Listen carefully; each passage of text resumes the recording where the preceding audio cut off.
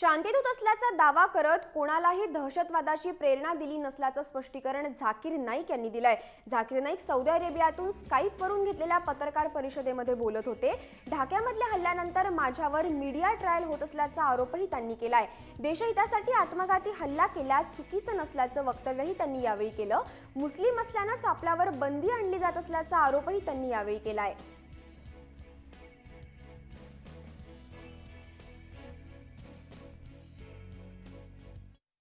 Suicide bombing is done as a terrorist attack where innocent people are killed. This is 100% condemned. It is not permitted in Islam. It is prohibited. It is haram. And it is the second major sin in Islam. I am asking to the INB that why hasn't INB, Ministry of India, have given the downlinking permission for peacekeeping? Why?